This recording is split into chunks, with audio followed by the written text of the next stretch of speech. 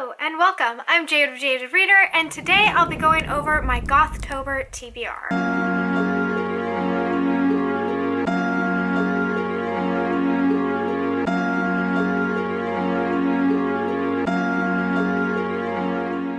October, I will be participating in GothToberathon. This is a readathon co-hosted by my dear friend Olivia Savannah at Olivia's Catastrophe, as well as Hannah from LadetteM and Tish from Little Wolf. I saw the announcement video that Olivia Savannah put up and I was immediately on board. This is how my October is going to be done right, because I definitely won't be trick-or-treating this year, which is so sad. The prompts are absolutely fantastic, and the first prompt is lies. So a book that features lies, has liars in the title, or if the main character lies quite a bit. While I don't think that our main protagonist is a dishonest person by nature, I will be reading Ray Bear. This is by Jordan Fueco, and this follows our main character Teresai, who grows up in a household with a very overbearing and controlling and cold-hearted mother. When Teresai ends up joining a council that is closer than blood, she's incredibly excited to finally become a part of a family. However, her mother has other plans for her, and Teresai is put under some sort of spell, curse, or oath in which she must gain the trust of the prince and then kill him. While again, I don't think that the main character is meaning to lie, I am expecting this to be filled with lies, as she has to gain someone's trust with devious intent. I am so excited for Ray Bear. I've been hearing about it just about everywhere. Strange She Reads is the one that first completely sparked my interest and prompted me to buy the book, and I am just over the moon excited to start it. No matter what, I would have been reading this soon, but now I get to put it on my TBR immediately, and that's just thrilling. The next one is a female protagonist. All of the books on my TBR will pretty much be female protagonists, but it will lead me into my next prompt, which is to read a gothic retelling or a book that is labeled as gothic. For this, I have Emily Duncan's Wicked Saints. I've been wanting to read this forever. I finally have found a way to slip it in. Now, I don't know much about Wicked Saints apart from the fact that when I looked it up, it did say that it was a gothic story, and it looks quite gothic to me. It looks like it'll fit, so I will be reading this one despite not knowing much about it. And I know that it also involves a female protagonist, because the first thing it says is a girl named Nadia who hears the whispers of the gods in her head, a prince surrounded by desperate suitors and deadly assassins, and a monster hidden behind pale, tortured eyes and a smile that cuts like a knife. Sounds terrifying. All of these characters' paths intertwine. There's sinners, saints, magic and mystery, and a star-crossed romance that threatens the scales between dark and light forever. I just saw the cover release for the third in this series, and I just want to get on board. Next up, we have the prompt for a foreign country. For that, I will be reading Convenience Store Woman by Sayaka Murata. This is a novella detailing the life of a Japanese woman who is working at a convenience store, and Keiko, our main character, has autism, and while she finds that she very much so is passionate and enjoys her job, she is constantly trying to mimic others in order to fit in, and this is her life and story in a novella. And while I do plan on living in Japan, I don't currently live there, so it definitely fulfills this prompt. The next prompt is Bones, and that's to have bones in the title. October is a month filled with opportunity, and I plan on taking every single one, so I am taking the opportunity to read Bonecryer's Moon by Catherine Birdie, and I have been wanting to read this one for a long time as well. It also has the word bone on it, so we're in good shape there. Again,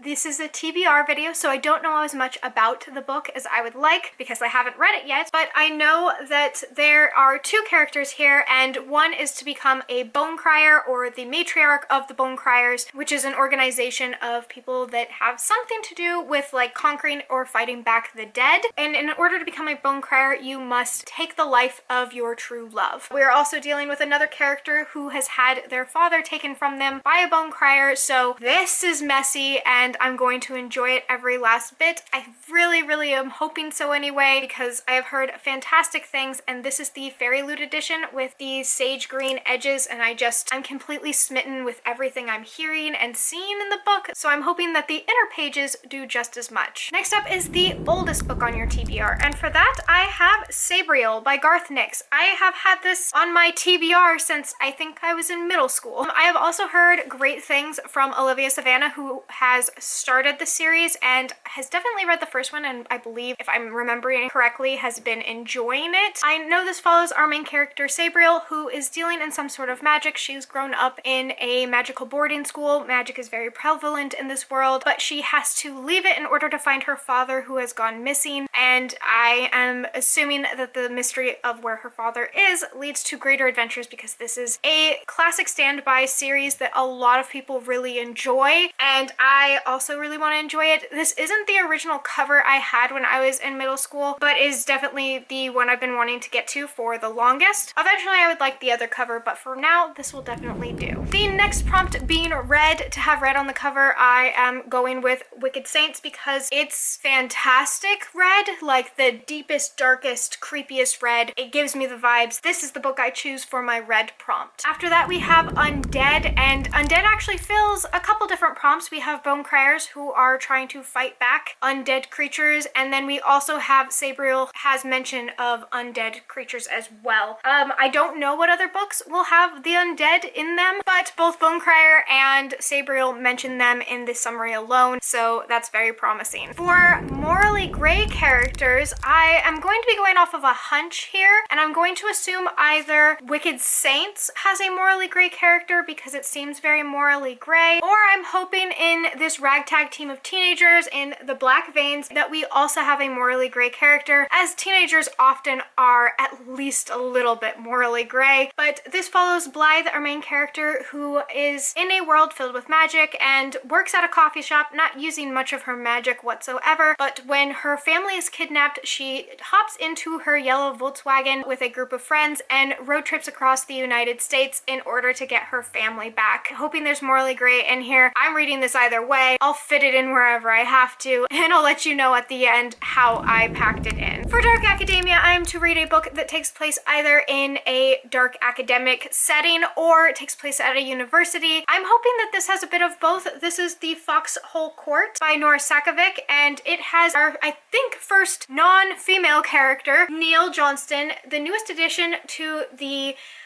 University XC team. I don't know what that is. I'm sure one of you will divulge the secrets of what an XC team is. He's short, he's fast, he's got tons of potential, and he's the runaway son of a murderous crime lord known as the Butcher. So there's our October vibes back to play. While this does take place at a university, there are definitely dark themes, and I am really looking forward to how this plays out. It's also quite small, so I have very high hopes that I'll get to it by the end of the month. Then we have the bonus prompt. The bonus prompt is to watch a vampire movie or TV show. I would love some recommendations. I am not as vampire-y as many people I love and adore. I have always been surrounded by vampire people, and I have had some joyful run-ins with vampires in my reading, but I am just not as vampire-y as a lot of people, including my mother, who is a very intense lover of vampires. So I am looking for recommendations. What movie or TV show should I try this October that has vampires in it? I have watched many seasons of The Vampire Diaries, so I am looking to branch out outside of that. And as far as movies have gone, I've watched Interview with the Vampire and Queen of the Damned, which I believe are both Anne Rice book to movie adaptations. Queen of the Damned being my favorite out of the two of those. And I know that that's not popular because people who enjoyed the book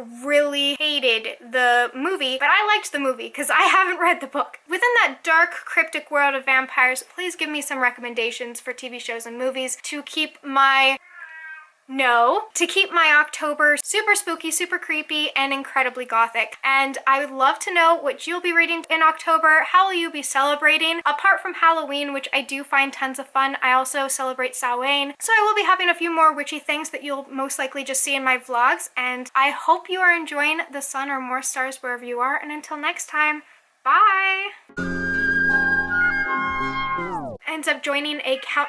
When I looked it up, it did say it's the Bone Crier War. No, bones in the title, bones in the picture, bones in the story. I don't know. It's supposed to have bones in it, okay? Let's get to this one, fellows. Oh, please tell me they didn't start the dishwasher. Place either. For Dark Academia, I'm to read a book that. The same spot? Stop. But we're the Vikings. It wasn't as fun. I much prefer foxes. I have watched the Vampire Diaries. I'm shut up.